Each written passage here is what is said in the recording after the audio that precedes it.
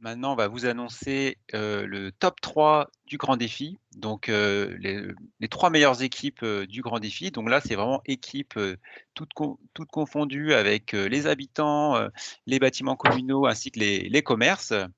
Et donc, pour cette troisième place, donc j'invite un membre du syndicat de l'énergie d'Ille-et-Vilaine à venir présenter la troisième place, si une personne est présente. Oui, oui, je suis là. Donc, je suis Muriel de Tébouton, je suis vice-présidente du SDE 35. Et donc, je fais l'annonce tout de suite. Eh ben, peut-être vous pouvez vous présenter qu'est-ce que c'est que le SDE 35 Oui, dans un alors premier temps? le SDE, c'est vrai que c'est un acronyme qui n'est pas forcément connu de tous. C'est le syndicat départemental d'énergie d'Ille-et-Vilaine. C'est un syndicat mixte qui est composé de communes, de communautés de communes et de Rennes Métropole, donc qui travaille sur la distribution d'électricité en partenariat avec Enedis, et puis de manière générale sur l'aménagement des territoires en contribuant à la modernisation et à l'effacement des réseaux d'électricité. Mais ça, ce sont les missions historiques. Et puis, on développe de nouvelles compétences dans le domaine notamment de l'éclairage public, de la desserte en gaz, du développement de la mobilité bas carbone. Et plus récemment, le SDE a développé ses propres outils de production d'énergie renouvelable à travers l'activité d'une SEM qui s'appelle Énergine.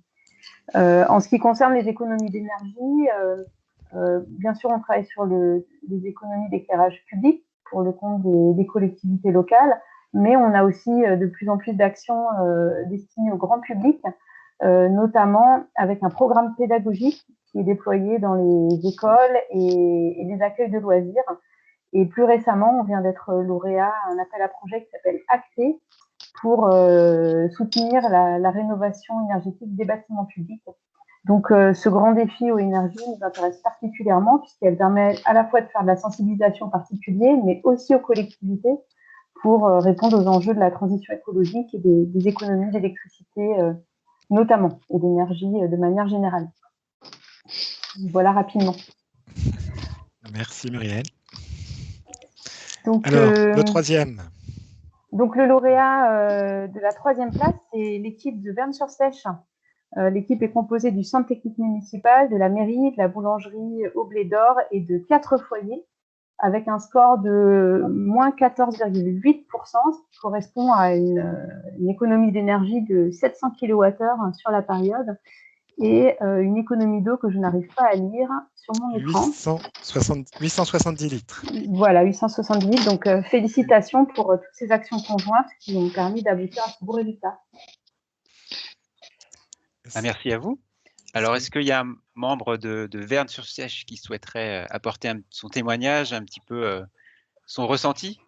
Il m'a semblé voir que le maire était connecté. Donc, si le maire est connecté, je suis également connecté. Sébastien Girard, je suis conseiller délégué à la transition écologique. Alors, je ne sais pas si vous m'entendez bien. On vous entend très bien. Verne, et donc, je vais laisser parler mon adjoint, effectivement, Sébastien Girard. Voilà, bah, très heureux pour cette troisième place et merci à l'ALEC pour avoir organisé ce grand défi.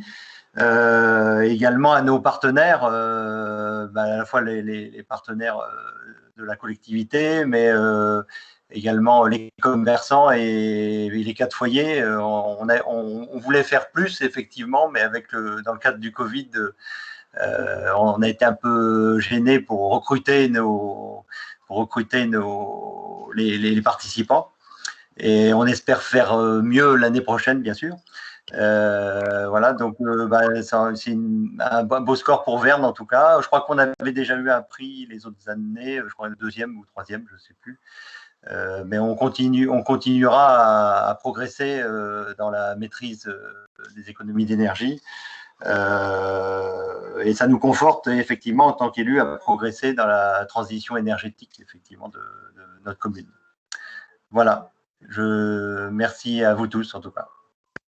Félicitations. Merci. Alors, avons-nous des habitants de Verne qui souhaiteraient apporter un petit témoignage ou via le chat, autrement, hein, n'hésitez pas. A priori, non. On va pouvoir enchaîner. Très bien. Donc, deuxième place. Pour la deuxième place, donc j'invite Patrick Lancelin de GRDF de venir présenter la deuxième place. Bonsoir à tous. GRDF, donc c'est Gaz Réseau Distribution France, c'est le distributeur gazier. GRDF accompagne bien sûr les collectivités, mais aussi les entreprises et les particuliers dans leur choix énergétique, ainsi que dans la mise en œuvre de solutions gaz respectueuses de l'environnement. On est un acteur de la transition énergétique et écologique. On accompagne surtout le développement de la production de gaz vert et de la mobilité durable. Donc, le second, si je ne me suis pas trompé, donc c'est effectivement, je félicite tous les participants de la commune d'Ureux. Bravo pour ce score supérieur à une baisse de plus de 21%, avec une composition de pas mal de bâtiments communaux, un commerce et 10 foyers. Donc, bravo à vous. Et c'est vrai que dans le cadre de ce grand défi énergie, on accompagne bien sûr les actions de l'ALEC dans tout ce qui est la réduction des consommations d'énergie ou dans l'animation de temps forts de sensibilisation et des conseils auprès des citoyens. Donc, bravo et félicitations à vous. Merci. Merci. Alors, est-ce qu'un élu, les habitants d'Ureux souhaitent témoigner pour leur deuxième place?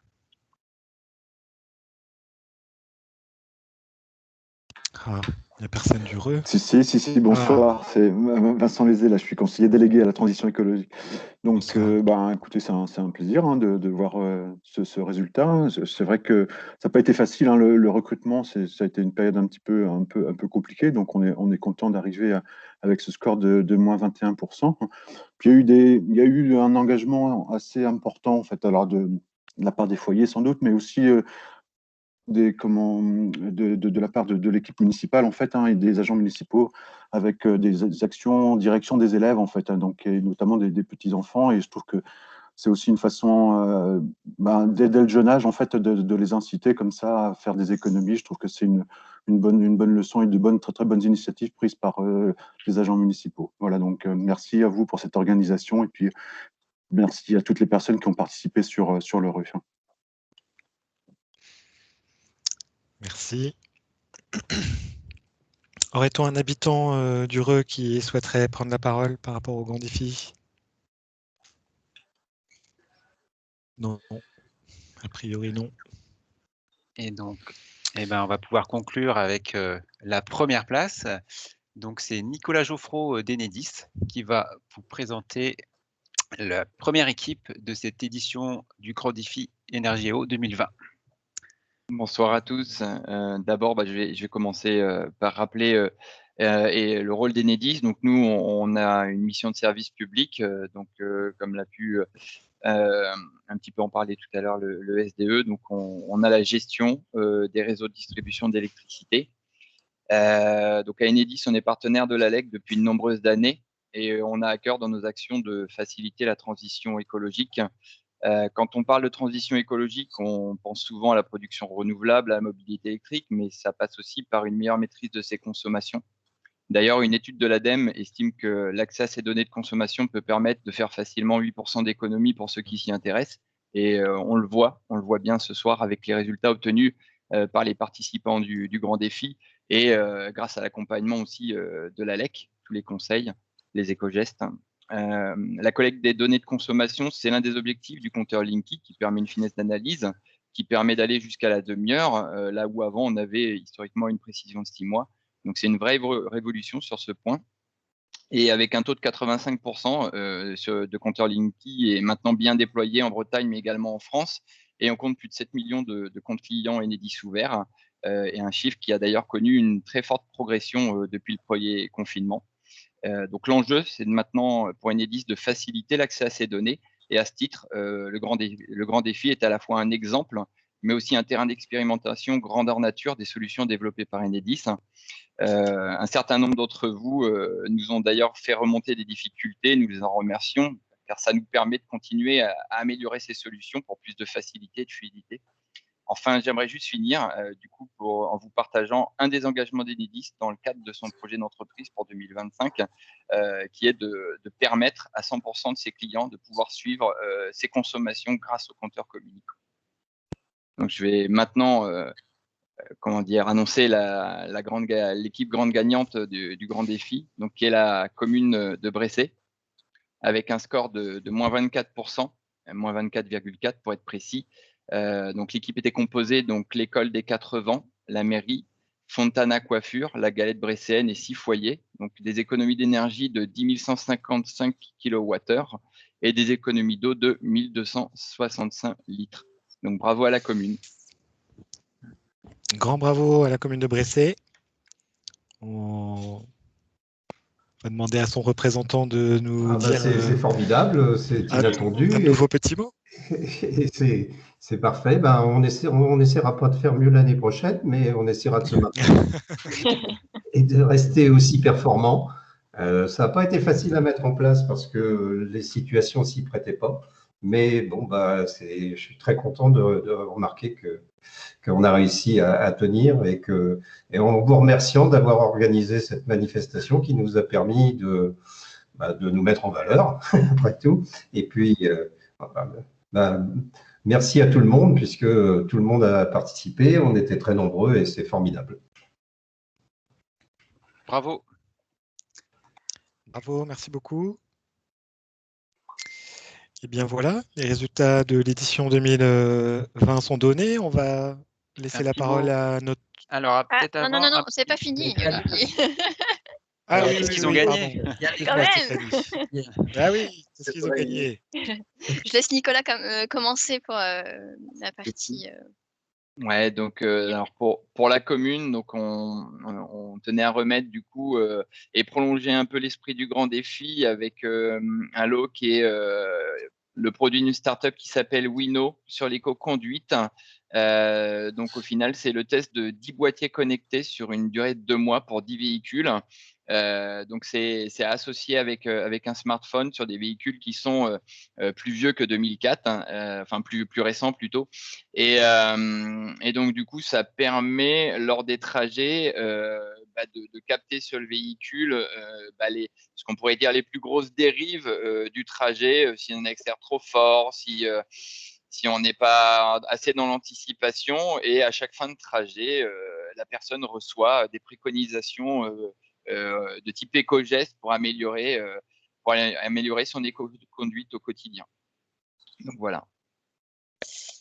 Et du coup, le deuxième lot qui me tenait à cœur, personnellement, donc c'était d'offrir un atelier La Fresque du Climat. Donc pour ceux qui ne connaissent pas, en fait, La Fresque du Climat, c'est un atelier donc ludique, collaboratif et créatif pour comprendre en fait ce qu'est le changement climatique, donc en essayant de réfléchir aux causes et aux conséquences et de refaire un peu tout ce chemin-là. C'est un atelier qui peut se faire avec les élus, l'équipe communale et ou des habitants. Et c'est vraiment la base en fait pour comprendre tout ça et après ensuite plutôt se mettre en action en fait, voir vraiment là où il faut agir et voilà, donc ça me tenait à cœur, donc je serai probablement votre animatrice à Bressé pour organiser cette fresque du climat, donc avec votre équipe et ou les habitants. C'est un grand merci pour tous ces lots dont on essaiera de profiter pleinement et bien sûr on prendra contact rapidement pour en profiter pleinement. Merci beaucoup, merci à tous. Merci à vous. Merci. Et cette fois, c'est le moment de la conclusion. Et je vais demander à Olivier Dehaze, le président de l'ALEC, de bien vouloir nous dire quelques mots. Excuse-moi Stéphanie, Non, mais tu peux laisser Olivier. J'ai zappé encore une étape. Et il faut me laisser la diapo, comme ça je vais pouvoir dire tout ce qu'il y a sur cette dernière diapo. D'abord, un grand bravo à tous pour l'implication. Alors, bravo à tous les participants, que vous ayez un prix ou que vous n'en ayez pas, peu importe, même si les cadeaux sont quand même très beaux et qu'on complétera l'année prochaine par le concours du plus beau gros pull. Mais en tout cas, vous êtes tous impliqués avec envie dans ce défi et c'est ça qui est important. Je vois que sur les podiums, on a quelques habitués des podiums du Grand Défi ou antérieurement de ce qui s'appelait les semaines display. Hein. Certaines communes sont des habitués de ce grand défi et antérieurement de display. C'est important qu'on puisse continuer parce que c'est par cette sensibilisation et par cette incitation de tous à participer à la transition énergétique et écologique qu'on pourra la réussir et la faire, cette transition. Donc, j'incite tous les habitués à continuer à participer. Tous ceux qui ont rejoint le défi pour la première année à recommencer l'année prochaine. Et puis aussi à ce que vous disiez à tous ceux qui n'ont pas encore participé que bah, ce n'est pas si compliqué, que c'est possible, même dans une année 2020 qui a été particulièrement perturbée, qui n'a pas facilité le recrutement et la composition des équipes. Que c'est possible, que vous pouvez et que tout le monde peut réussir à participer et à obtenir des résultats. Je crois que vous avez tous une super motivation. Encore de grandes félicitations aux gagnants et à tous ceux qui ont obtenu des résultats, mais aussi des félicitations à tous pour votre participation. Et je pense qu'on se retrouvera l'année prochaine en 2021. Je vois que mon idée du concours des pulls est en train de prospérer sur le chat.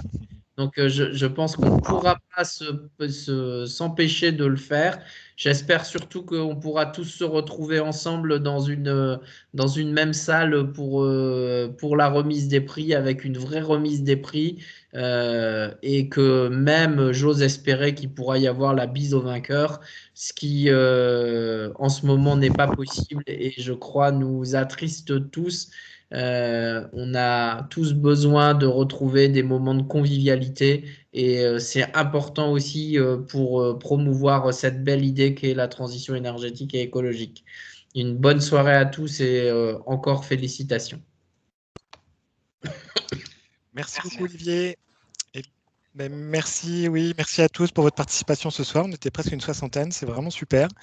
Et puis je voulais juste finir en remerciant Ronan, qui a été l'artisan du Grand Défi Énergie 2020, qui a passé beaucoup de temps, ainsi que Stéphanie, qui a beaucoup bossé sur la com pour cette édition également, et que vous retrouverez pour l'édition 2021. Et merci à toi aussi Olivier pour l'implication dans le défi.